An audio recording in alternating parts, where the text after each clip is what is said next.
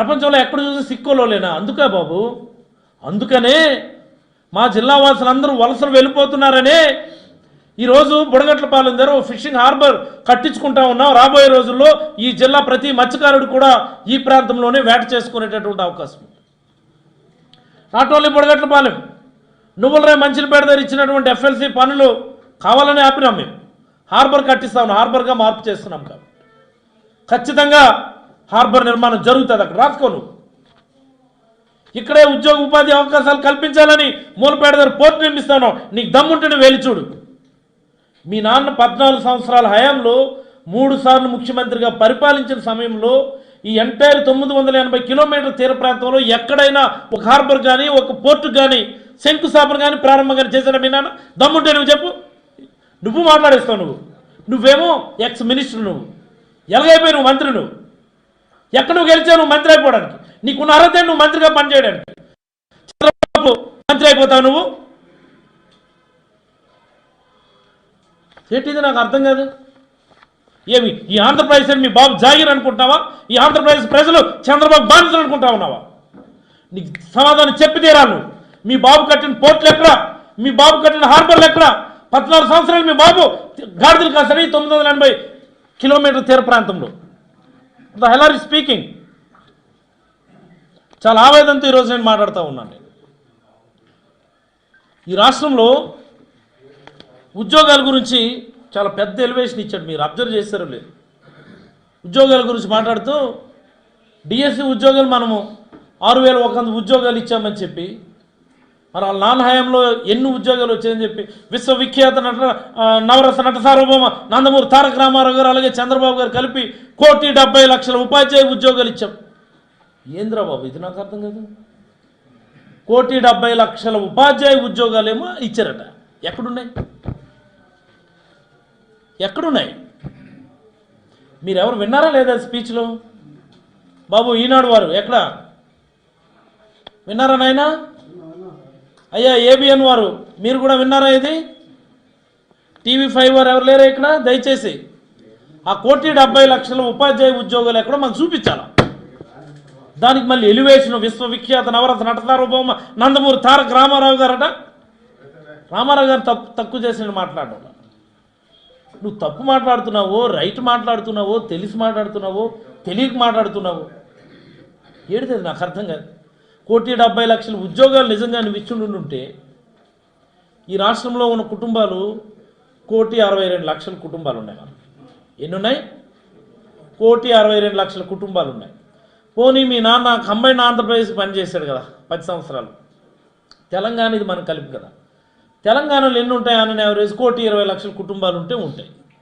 ఇదేమి పెద్ద on and average ఉండడానికి అంటే 52-48 కదా రేషియో మంది ఉంటే. 1,20,00,000 కుటుంబాలు అక్కడ ఉంటే మనం 1,62,00,000 కుటుంబాలు అంటే మొత్తంగా కలిపితే 2,82,00,000 కుటుంబాలు ఈ 2 రాష్ట్రాలు కలిపి ఉన్నాయని అనుకుందాం. ఇందులో నువ్వు 1,70,00,000 1,70,00,000 ఉద్యోగాలు ఇచ్చేస్తే దాని అర్థం ఏంటి? ప్రతి ఆల్టర్నేటివ్ ఇంటి కూడా ఒక టీచర్ ఉద్యోగం ఉండాలి కదా ఈ 2 రాష్ట్రాల్లో. ప్రతి కుటుంబంకి ఒక కుటుంబం ఉద్యోగం ఉండాలి, ఇంకో కుటుంబానికి ఉద్యోగం ఉండకూడదు, ఇంకో కుటుంబానికి ఉద్యోగం ఉండాలి, ఇంకో కుటుంబానికి ఉద్యోగం ఉండకూడదు. ఇదే కదా సింపుల్ లాజిక్ కదా.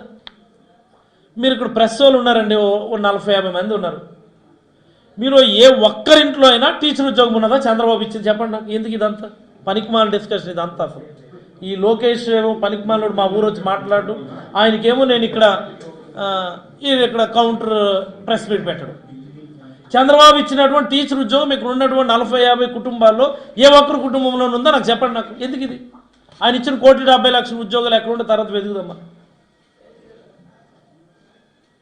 ఆయన లెక్క ప్రకారం every alternate family should have a teacher job.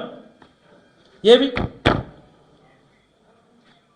నీలాంటి వాడిని, నోరు తిరగనోడిని, మనం మాట్లాడేది తప్పో రైటో తెలియనోడిని మీ బాబు ఏమో పాదయాత్ర పంపించాడు.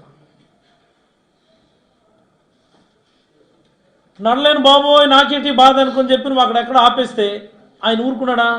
ఆ పప్పులే ముడుకు నువ్వు ఇదిగా ఆ సంకలేవో నాకని చెప్పి మళ్ళీ ఇక్కడ శంకారామని చెప్పి ఇటు పంపించాడు. నువ్వు వచ్చావు మాకు ఇక్కడేమో ఈ ఏంటిది 1,70,00,000 ఉద్యోగాలు ఎక్కడున్నాయి? అడుగు మీ బాబుకి అడుగు. ఇది నాకు రాసి ఇచ్చినారు కదా స్క్రిప్ట్ నాన్నారు నాకు ఈ స్క్రిప్ట్ మీరు రాసి ఇచ్చారు, నేను చదివాను. అదిగో ఆ డాక్టర్ ఏమో ఆ పాయింటే పట్టుకొని అడుగుతున్నాడు, 1,50,00,000 టీచర్ ఉద్యోగాలు ఎక్కడున్నాయని మాకు చూపించండి అని చెప్పి అడిగి. బుర్ర ఏమైనా పని చేస్తుందా? అసలు నీకేమన్నా నీ మాటల మీద నీకేమైనా కంట్రోల్ ఉందా లేదా నాకు డౌట్. నాకు అసలు ఏం మాటలు అవి, పిచ్చి మాటలన్నీ మాట్లాడుతున్నావు. భోగాపురం ఎయిర్పోర్ట్కి ఏమో ల్యాండ్ ఎక్విజిషన్ జరగలేదట. ఓరయ్య ఎల్లురా బాబు, అక్కడ పనులు బ్రహ్మాండంగా జరుగుతున్నాయి. ఆ జిఎంఆర్ రోడ్ దుమ్ము రేకోట ఉన్నాడు అక్కడ. అసలు ఎంత అన్యాయం అంటే, మా శ్రీకాకుళం జిల్లా హెడ్ క్వార్టర్స్లో ఐటీ కంపెనీ కోసం అని చెప్పి ప్లేస్ కేటాయించారట. ఎక్కడ చూపించి నాకు, నేను వస్తాను. బాబు ఈనాడు వారు మీకన్నా తెలుసా? ఎక్కడున్నారండి? ఈటీవీ వారు పోనీ దయచేసి రేపు వెళ్ళి ఆ నారా లోకేష్ గారు ఐటీ మినిస్టర్గా ఉన్నప్పుడు శ్రీకాకుళంలో కేటాయించినటువంటి ఆ స్థలాన్ని ఒకసారి మీరు చూపించండి దయచేసి. ఆ TV5 వారు, ABN వారు, వాళ్ళు ఎవరైనా పోనీ మనోళ్ళైనా ఔత్సాహికులు ఎవరైనా సరదాగా వెళ్ళి ఆ ప్లేస్ ఎక్కడుందో చూపించాడు రా స్వామి. మాకు పిచ్చెక్కి మాట్లాడే మాటలు, నువ్వు మాట్లాడే మాటలు అసలు అది కరెక్ట్ మాట్లాడుతున్నామా, తప్పు మాట్లాడుతున్నామా, స్క్రిప్ట్ రాసిచ్చినోడికి అసలు అవగాహన ఉందా లేదా అన్నది చెక్ చేసుకోకుండా ఇష్టానుసారం నువ్వు మాట్లాడు. ఏందిరా భయ్, నాకు అర్థం కాదు ఇది. నాకు అసలు ఇలాంటి చంద్రబాబు పాదయాత్రకు పంపించి సంకనాకించడానికి పంపించడం, తెలుగుదేశం పార్టీకి సంకనాకించడంలో ఇదే మొదటి అడుగని నేనైతే అభిప్రాయపడతా ఉన్నాను. అనేకమైనటువంటి అంశాలైనా ఇష్టానుసారం మాట్లాడుతూ అధికారుల్ని చంపేశారని, లేకపోతే ఇది విధ్వంసం జరిగిపోతుందని, అదని ఇదని. ఉద్యోగాల గురించి కొన్ని మాట్లాడదామండి ఒక్క నిమిషం. మనం ఈ 1,70,00,000 ఉద్యోగాల్లో పడి మనం ఎన్ని ఉద్యోగాలు ఇచ్చామో యాక్చువల్గా ఇది ప్రజలకు చెప్పాల్సిన అవసరం ఉంది. ఆంధ్రప్రదేశ్ ప్రజలందరికీ నేను ఒక విషయం తెలియజేయదలుచుకున్నాను. ఈ రాష్ట్రంలో సుమారుగా 5.6 లక్షల పర్మనెంట్ ప్రభుత్వ ఉద్యోగాలు ఉన్నాయి right now at this junction.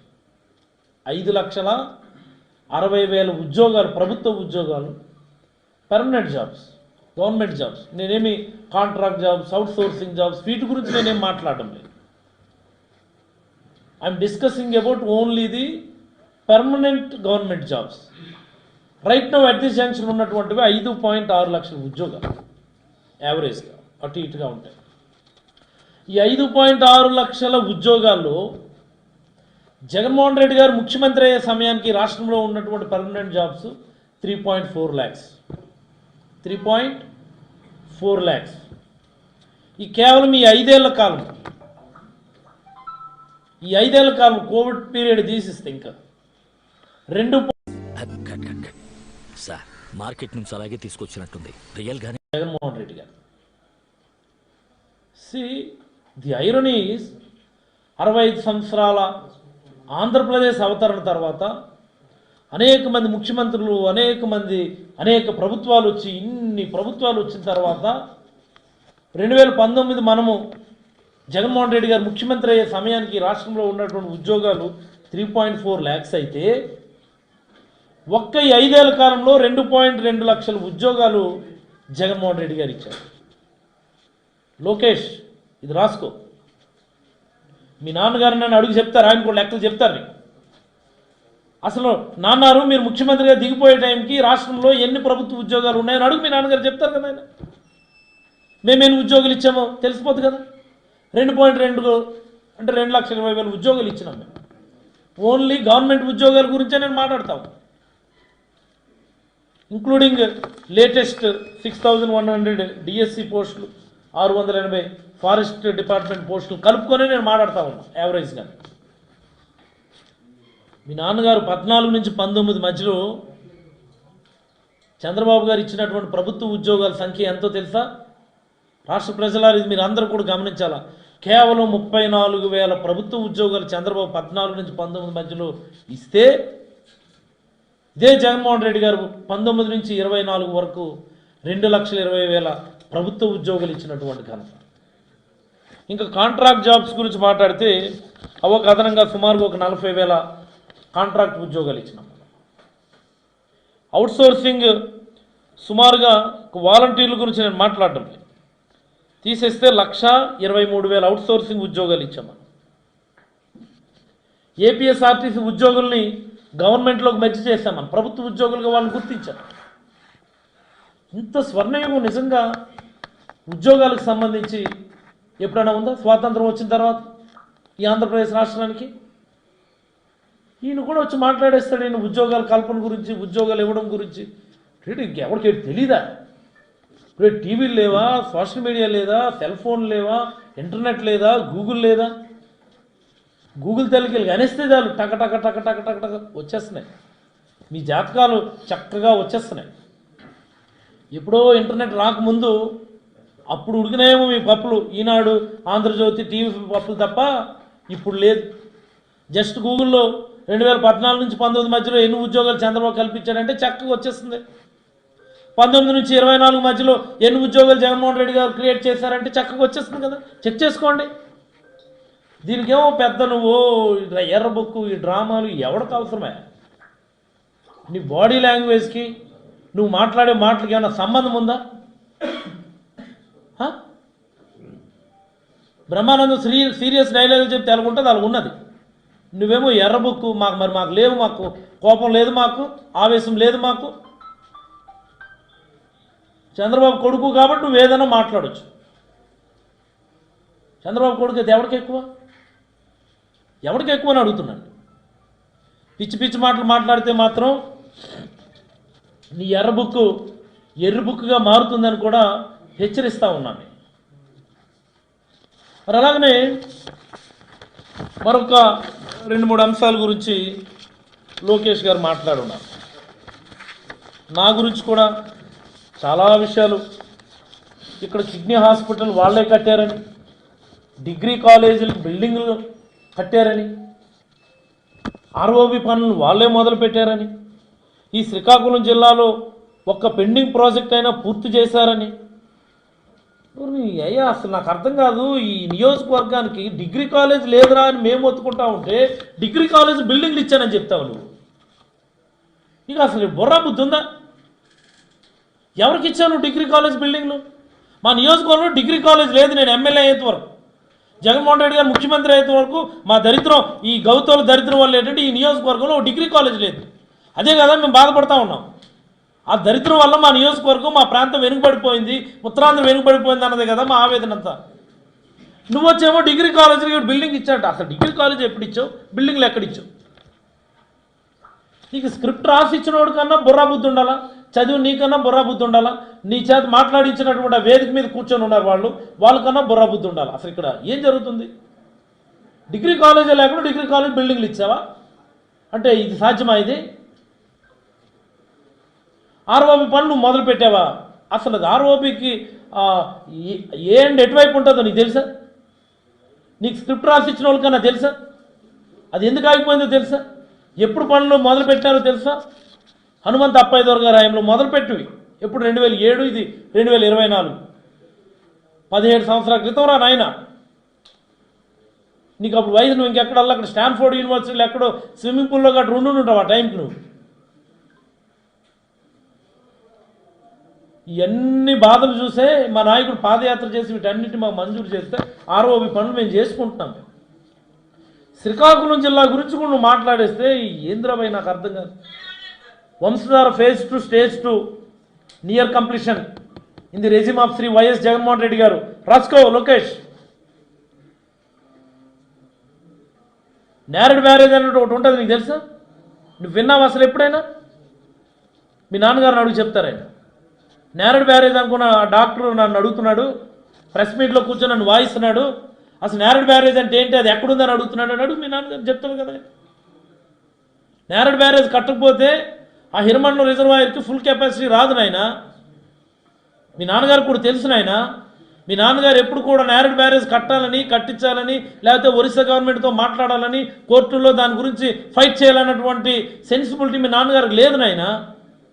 మా నాయకుడు జగన్మోహన్ రెడ్డి గారు ముఖ్యమంత్రి అయిన తర్వాత ఒరిస్సా గవర్నమెంట్తో మాట్లాడారు. ఇంట్రిమ్ సొల్యూషన్ ఓ లిఫ్ట్ ఇరిగేషన్ స్కీమ్ అక్కడ ఇచ్చి గొట్ట బ్యారేజ్ దగ్గర గొట్ట బ్యారేజ్ పైనుండి హిర్మండలం రిజర్వాయర్కి ఇప్పుడు వాటర్ మనం లిఫ్ట్ చేయబోతున్న పనులు కూడా బ్రహ్మాండం జరుగుతున్నాయి. వీలైతే అవి కూడా నువ్వు వెళ్ళి చూడి. ఈ జిల్లాకి ఏం చేయాలా, ఏం కావాలనేది అవగాహన ఉన్న నాయకుడు మా నాయకుడు జగన్మోహన్ రెడ్డి గారు అయితే 14 సంవత్సరాలు ముఖ్యమంత్రి కాలంలో తీవ్రంగా ఉత్తరాంధ్ర నిర్లక్ష్యం చేసి ఉత్తరాంధ్ర అంటే వలసలాంధ్ర అని చెప్పి నిరూపించినటువంటి నాయకుడు మీ నాన్న చంద్రబాబు. వైజాగ్ మీ నాన్నగారు చేసిందేంటి, విజయనగరం చేసిందేంటి, మాకు చేసిందేంటి? నువ్వు చెప్పు స్వామి, మేము వింటామని చెప్తున్నాం కదా. ఆ మాట చెప్పకుండా ఎర్ర బుక్ తీస్తాను, ఊరికే ఎవడో రాసిచ్చింది నేను మాట్లాడతాను. ఇక్కడ ఏమంతా ఎర్రోలు మేము లేము. ఇక్కడ చదువుకొని డాక్టర్ కోర్సులు చదువుకొని డిగ్రీలు పోస్ట్ గ్రాడ్యుయేషన్ చదువుకొని ఇక్కడ రాజకీయాల్లోకి వచ్చి జగన్మోహన్ రెడ్డి గారి ఆదేశాలకు జగన్మోహన్ రెడ్డి గారి ఆశీస్సులతో పనిచేస్తూ మా ప్రాంతానికి ఏదో మంచి చేయాలని ప్రయత్నం చేస్తున్నటువంటి వాళ్ళు. నీలాంటి చదువు సంధ్య లేనటువంటి పనికిమాలినోళ్ళని మేము పెద్దగా పట్టించుకోము. అసలు తొక్కుకుంటూ వెళ్ళిపోతామే తప్ప ఆగే ప్రసక్తి ఉండదు. నువ్వేంటి నాకు అసలు మా స్పీడ్కి నువ్వేంటి కాసుకోగలవు మా స్పీడ్కి? 2 నెలలు ఆగితే స్పీడ్కి బ్రేక్లు వేసేస్తావా? అసలు నువ్వే నియోజకవర్గంలో పోటీ చేస్తావో నీకు దమ్ముంటే నువ్వు చెప్పు, తర్వాత నీ మాటలు వింటాం మేము. కనీసం మీ నాన్నగారన్న కుప్పం నుంచి పోటీ చేస్తారో లేదో అదన్నా చెప్పు, అప్పుడు వింటాము. ఆ శిరీషకి అసలు టికెట్ ఇస్తారో లేదో ముందు ఆ విషయం చెప్పు, ఆ సంగతి చూద్దాం. ఆ రామ్మోహన్ నాయుడు గురించి మరి చెప్పక్కర్లేదు. అట్లీస్ట్ ఈరోజు ఆయన గుర్తించాడు. ఆయన చేసిన పని కేవలం స్టీల్ కుర్చీలు అన్న విషయాన్ని ఆయన గుర్తించినందుకు చాలా సంతోషం మాకు. ఈ జిల్లా మొత్తం రామ్మోహన్ నాయుడిని స్టీల్ కుర్చీలు ఎంపీగా గుర్తిస్తున్నందుకు సంతోషం మాకు. ఊకదంపుడు ఉపన్యాసాల వల్ల, స్టైలిష్గా ఇంగ్లీష్లో మాట్లాడడం వల్ల, బ్రహ్మాండంగా హిందీలో మాట్లాడడం వల్ల, నువ్వు వెళ్ళి విదేశాల్లో చదివి రావడం వల్ల ఈ జిల్లాకు నయ పైసా ఉపయోగం లేదు. ఈ జిల్లాకు నిజంగా నువ్వు చేసిందేంటో మాకు చెప్పు స్వామి, మేము వింటాం. అవన్నీ వదిలేసి నువ్వు అసలు ఏంద్రమై రామ్మోహన్ నాయుడు, ఇది నా ఏజే ఇంచుమించుగా. నీకంటే వెనకాల వచ్చాను రాజకీయాల్లోకి, నీకంటే వెనకాల వచ్చాను నేను. నువ్వు మీ నాన్నగారి పేరు చెప్పుకొని వచ్చావు, మీ చిన్న నాన్నగారు నీకు అండగా ఉన్నారు. మాకు అదేట్లేదు. ముందు వెనక ఉన్నది జగన్మోహన్ రెడ్డి గారు. ఎన్ని పనులు చేస్తామో చూసుకు రాసుకోను. ఏం చేశారా మీరు కూడా వచ్చి ఈ వార్నింగ్లు, ఇష్టానుసారం దూషణలు పద్ధతి కాదు. రాజకీయాల్లో హుందాతనం కోల్పోయి చంద్రబాబు ఎలాగా పిచ్చి పిచ్చిగా మాట్లాడుతూ ఉన్నాడో ఆయన పిచ్చి ఈయనకు కూడా వచ్చింది. ఆయనకే కాదు వేదిక మీద ఉన్న నాయకులందరూ కూడా అంటుకుందని నేనైతే అభిప్రాయపడుతూ మళ్ళీ అడుగుతా ఉన్నా నిర్మాణాత్మకంగా చర్చించడానికి లోకేష్, నువ్వు శ్రీకాకుళంలో అయినా సరే, విజయనగరం జిల్లాలో అయినా సరే, విశాఖపట్నం జిల్లాలో ఎక్కడైనా సరే నువ్వు పిలువు, నేను వస్తాను. చక్కగా నీ ఎదురుగా కుర్చీలో కూర్చొని మాట్లాడతాను. నీకు అవగాహన లేనటువంటి అనేకమైనటువంటి అంశాన్ని నీకు ఎక్స్ప్లెయిన్ చేస్తాను. ఏం చేస్తే ప్రజలకు మంచి జరుగుతుందో కూడా నేను చెప్తాను. ఊకదంపుడు మాటలు లేవు, సొల్లు కబురు లేవు, పనికి మాలినటువంటి వార్నింగ్లు లేవు, ఈ ఎర్రి బుక్కులు లేవు, ఏం అవసరం లేదు. నువ్వు డేటా తెచ్చుకో, మీ నాన్నగారిని అడిగి 14 సంవత్సరాల డేటా మీ నాన్నగారిది, కేవలం ఈ 5 ఏళ్ల కాలం డేటా పట్టుకొని నేను వస్తాను. ఎక్కడైనా సరే మా జిల్లాలోనా, మా నియోజకవర్గాలుగా దాటి వెళ్ళిపోయి సరే వస్తాను. పాతపండు రమ్మంటే వస్తాను, శ్రీకాకుళం రమ్మంటే వస్తాను, ఆమదాల వస్తాను, ఎక్కడ రమ్మంటే వస్తాను. ఆయా నియోజకవర్గాలు ఏం చేసాం పోనీ అది కూడా చెప్తాను. నీకు చేతనవుతుందా? నీకు దమ్ముందా? అవగాహన చేసుకొని ముందు ఆ స్క్రిప్ట్ రైటర్ ఎవడో పిలిచాడు మందలించుడు.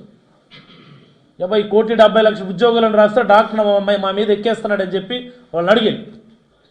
డిగ్రీ కాలేజ్ లేదు, డిగ్రీ కాలేజ్ బిల్డింగ్లు ఇచ్చామని చెప్పి తొక్కేస్తున్నాడు డాక్టర్ అని చెప్పేసి ఆ స్క్రిప్ట్ రైటర్ని అడిగాను. కనీసం నీ మాటలు జనాలు వింటారు. మీ నాన్నగారికి చెప్పు, ఆరోగ్యం జాగ్రత్తగా చూసుకోమని చెప్పు. ఎందుచేతండి ఇవి చిట్ట చివరి ఎన్నికలు, జగన్మోహన్ రెడ్డి గారు మళ్ళీ అఖండ మెజారిటీతో ముఖ్యమంత్రి అవుతారు. మరి మీ నాన్నగారు అప్పటికి కంప్లీట్లీ ముసలితనం ఆవహిస్తుంది. ఇప్పటికీ ఆయనకి బుర్ర పనిచేయడం లేదు. నేను మాట్లాడింది ఈరోజు గుర్తుండడం లేదు, మొన్న మాట్లాడింది నిన్నటి గుర్తుండడం లేదు. కాబట్టి తర్వాత పరిస్థితులు మరింత దుర్భరంగా ఉంటాయి. నువ్వు ఎంత ఎక్కువ చేస్తే అంతకు మించి మేము కూడా మాట్లాడగలం అన్నటువంటి విషయాన్ని నువ్వు గుర్తెరగాలని, గుర్తుంచుకోవాలని, నీకు మీ నాన్నగారికి మంచి బుద్ధి ఆ దేవుడు ప్రసాదించాలని మనస్ఫూర్తిగా నేనైతే కోరుకుంటూ సెలవు తీసుకుంటాను. Any questions?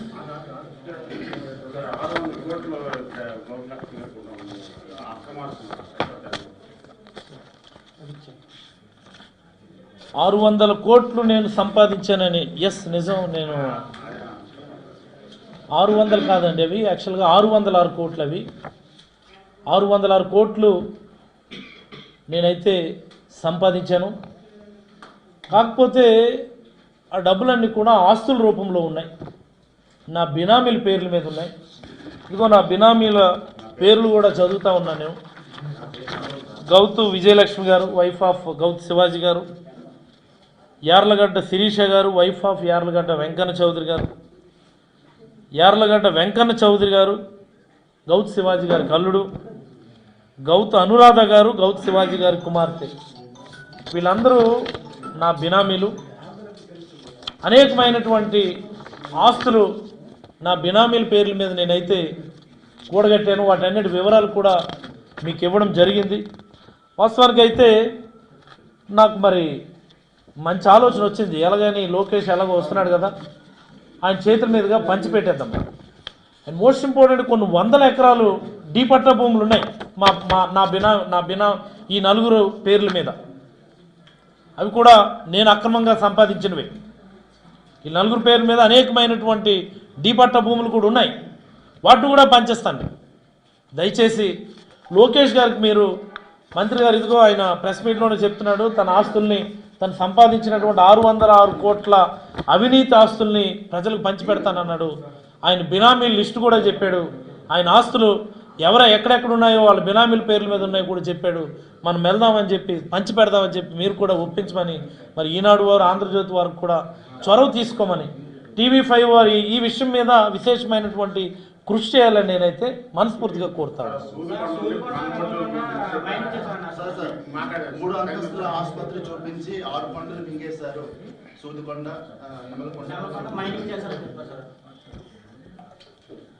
నల్లబొడ్లూరు కొండని ఎవడో అన్నాడు. నల్లబొడ్లూరు కొండ దగ్గరికి మనం వెళ్దాం. ఆవిడ కూడా తీసుకొని రండి. అక్కడే కావాలంటే నల్లబొడ్లూరు కొండ దగ్గరే కూర్చొని చర్చించుకుందాం. అసలు ఆవిడకి ఏమైనా అవగాహన ఉందా? ఉద్దానంకి ఏంటి కావాలి, ఆవిడకి ఏమైనా అవగాహన ఉందా? నల్లబొడ్లూరు కొండ దగ్గర అయినా నేను వస్తాను. మీరన్న సూదికొండ ఎవడు తినేశాడు, ఎవడు ఎన్నెన్ని ఎకరాలు అక్కడ గోతులు తవ్వేశాడో నేను చూపిస్తాను. ఆవిడ వస్తుందా? ఆవిడ రమ్మనండి. ఇటువైపు ఏదైతే గొలికిస్తున్నారో ఒక 3 నెలల్లోనూ ఎవడైతే గొలికిందో ఆడికెళ్ళి స్వీట్ పెట్టింది ఆవిడ. రారా నాయన అనుకుంది. మేము చెప్తున్నా వెళ్ళిపోరా నాయన అనుకుంది. ఏంది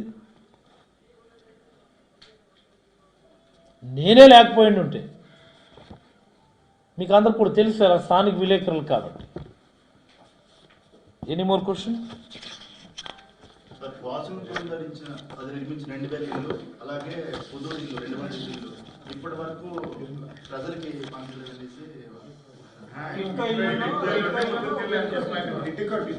పాపం లోకేష్ ఆయన కారు మీద వస్తూ టిడ్కో ఇల్లు చూసాడట.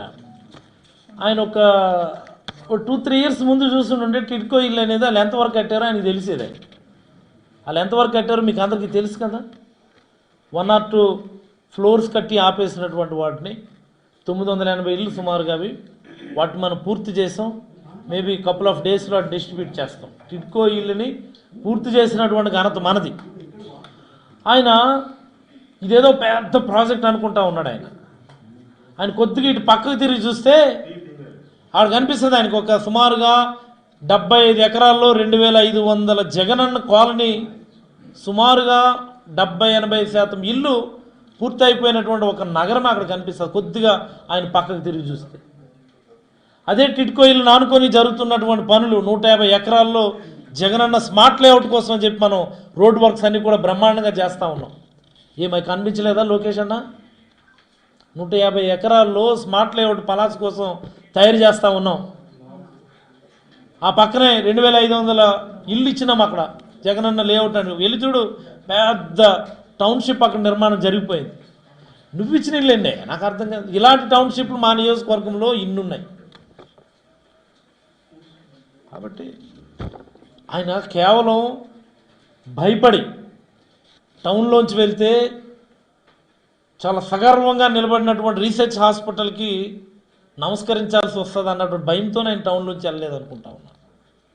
టౌన్లోంచి వెళ్తే రండి, ఎవరైనా సరే మా పలాసకు రండి, స్వేచ్ఛగా జీవించండి అని చెప్పి ఆహ్వానం పలికేటటువంటి వైడ్ కేటీ రోడ్డు ఆహ్వానం పలుకుతుంది అన్నటువంటి భయంతో ఆయన టౌన్లోంచి వెళ్ళలేదని నేను అనుకుంటాను. అంటే sir flyover railway flyover bridge ఏదైతే ఉందో వాళ్ళ టైంలో వర్క్ అవుతుంటే మీ ప్రభుత్వం వచ్చింది, ప్రస్తుతం ఈ ప్రభుత్వం వచ్చిన తర్వాత ఆగిపోయాయి అని చెప్పిస్తున్నారు. అలాగే కేటీ రోడ్డు పనులు కూడా జరగలేదు అదే చెప్తున్నా కదా, పనికిమాలోడు ఆ రోడ్డు నుంచి వెళ్తే కదా జరిగిందో లేదో తెలిసేది. ఆర్ఓవి పనులు కూడా కనిపిస్తాయి కదా, ఆ రోడ్లోంచి వెళ్తే ఆర్ఓవి పనులు చేస్తే కదా. ఎవడ పనులు మొదలు పెట్టాడు అది తెలీదు, రాసిచ్చినోడికి అంతకంటే అవగాహన లేదు. కనీసం ఇచ్చిన స్క్రిప్ట్ కరెక్టో కాదో కూడా చెక్ చేసుకోకుండా ఏమిటా గందరగోళం. అదో గందరగోళ యాత్ర, అది శంఖారావయాత్ర, శంఖారావయాత్ర. అడుగు. 5 సంవత్సరాలుగా అనేక మంది కార్యకర్తలపై కేసులు పెట్టారనేసి ప్రధాన ఆరోపణ. కేసుల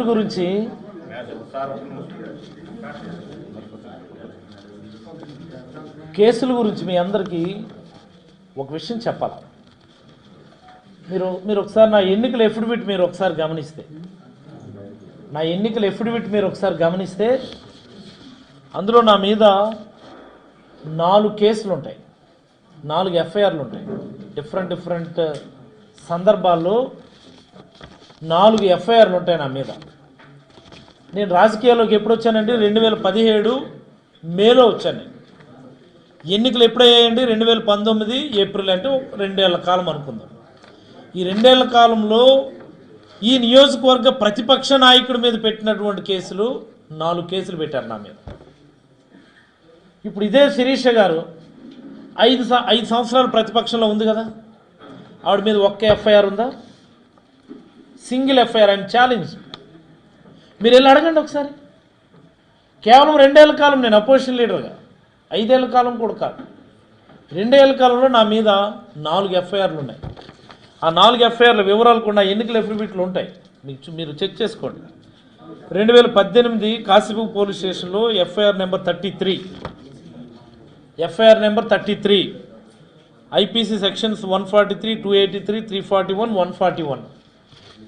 ఈ కేసు ఏంటో తెలుసండి? ఇది డోకి హరీష్ అనేటటువంటి ఒక వ్యక్తిని కిరాతకంగా ఇక్కడ తెలుగుదేశం పార్టీ కార్యకర్తలు రోడ్డు మీద కొట్టి చంపేసి రైల్వే ట్రాక్ మీద పడేస్తే ఈ పలాస నియోజకవర్గంలో ఉన్నటువంటి వేలాది మంది ప్రజలు ఒక రోజంతా కూడా కొన్ని వేల మంది ప్రజలు రోడ్డు మీదకి వచ్చి ధర్నా చేసి ఆ ప్రజలందరినీ మోటివేట్ చేయటంలో, ప్రభుత్వాన్ని ప్రశ్నించడంలో మేము చేసినటువంటి పాత్రకి వాళ్ళు మాకు ఇచ్చినటువంటి బహుమానం 4 సెక్షన్లు.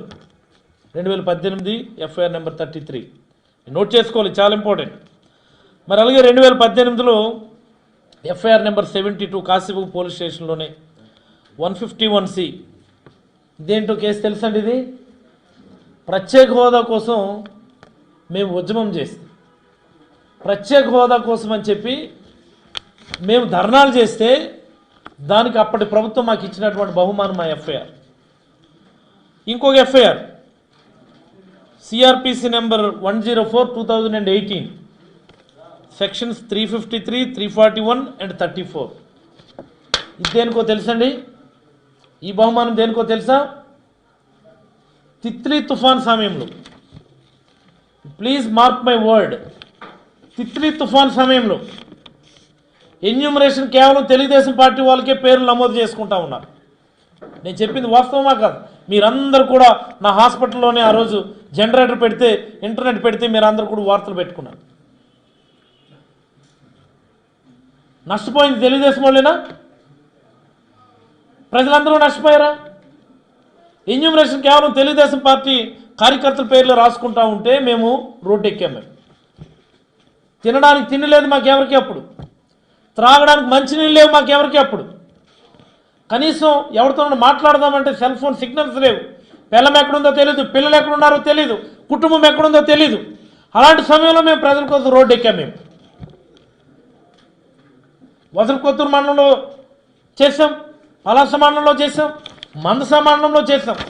మీరు ప్రజలకు మంచి చేయండి, ప్రజలందరికీ మీరు ఇవ్వాల్సినటువంటి పరిహారం ఇవ్వండి అని చెప్పి ధర్నా చేసినందుకు అప్పటి ప్రభుత్వం నాకు ఇచ్చినటువంటి బహుమతి. ఇంకొక FIR Kasibugga police station FIR number 148/2018, ఇది కూడా 151C. ఇది కూడా మరొక ఉద్యమం, కిడ్నీ జబ్బుల కోసం అని చెప్పి మేము 11 రోజులు ధర్నా చేశాం. మేము కిడ్నీ జబ్బులను ఆదుకోవాలా, హాస్పిటల్ కట్టండి, మంచినీళ్ళు ఇవ్వండి, పెన్షన్లు ఇవ్వండి అని అడిగిన పాపానికి 11 రోజులు మేము రోడ్డు మీద ధర్నా చేశాం. మీకు అందరికీ తెలుసు. దానికి అప్పటి ప్రభుత్వం నాకు ఇచ్చినటువంటి బహుమానం. కేవలం 2 ఏళ్ల కాలంలో ప్రతిపక్ష నాయకుడిగా ఇక్కడ ఉన్నటువంటి ప్రతి ఎఫ్ఐఆర్ కూడా ఇదేదో క్రిమినల్ యాక్టివిటీలో ఇన్వాల్వ్ అయినటువంటి ఎఫ్ఐఆర్లు కాదు, కేవలం ప్రజా సమస్యల కోసం, ప్రజల కోసం, ప్రజలకు మంచి చేయడానికి మేము ఉద్యమాలు చేస్తే, ధర్నాలు చేస్తే అప్పుడు ప్రభుత్వం నాకు ఇచ్చినటువంటి బహుమానం. ఏది ఈ ప్రభుత్వం ఇక్కడ ఉన్నటువంటి ప్రతిపక్ష నాయకురాల మీద ఒక్కటంటే ఒక్క ఎఫ్ఐఆర్ నమోదు చేసిందా? చెప్పండి చూద్దాం, చెప్పమనండి. ఎందుకు ఇదంతా ఈ పనికిమాలిన ఈ చర్చ అంతా ఎందుకు? ఇది ఎర్ర బుక్ ఎందుకు, ఎర్ర బుక్ ఎందుకు? మాకు మేమెన్ని పేర్లు రాసుకోవాలా? ఎంతమంది మీద రౌడీ షీట్ ఓపెన్ చేయించారు మీరు? బాతుపురంలో ఎక్స్ సర్పంచ్, అప్పటి సర్పంచ్ ఒక మహిళను చూడకుండా జుత్తు పట్టుకొని వీధిలోంచి లాక్కెళ్ళినటువంటి దౌర్భాగ్య చరిత్ర గౌతు కుటుంబానికి. మర్చిపోయామనుకున్నారా? అక్కుపల్లి ఎక్స్ సర్పంచ్, ఆయనకు మీరు రౌడీ షీట్ ఓపెన్ చేయించలేదా? ఉద్దాన గోపినాథపురం ఎక్స్ సర్పంచ్ కొడుకు శ్రీని మీద మీరు రిమాండ్కి పంపించలేదా హత్యానేరం కింద? ఎంత పెద్ద గొడవ జరిగిందో మీకు తెలుసు కదా. ఎంతమంది కార్యకర్తలు మీరు రాచి రంపాన పెట్టారు? మర్చిపోయామనుకున్నారా? కాకపోతే అలాంటి పరిస్థితులు ప్రజలకు ఇవ్వకూడదని చెప్పి ఏ రోజు కూడా మేము అదుపు తప్పలే. ఒక్కొక్కరు మాట్లాడుతూ ఉంటారు, మీరు చూస్తుంటారు కదా సోషల్ మీడియాలో కూడా, నరికేస్తాం, తన్నేస్తాం, చంపేస్తాం, 2 నెలలు ఆగండి మిమ్మల్ని ఊరు నుంచి తరిమేస్తామని చెప్పేసి. అంటే మరి మా కోపాలు రావా? మేము ఆల్రెడీ అధికారంలో ఉన్నాం కదా, మేము చేయాలనుకుంటే చేయలేమా? కానీ ఏ రోజు కూడా మేము అదుపు తప్పలేదే.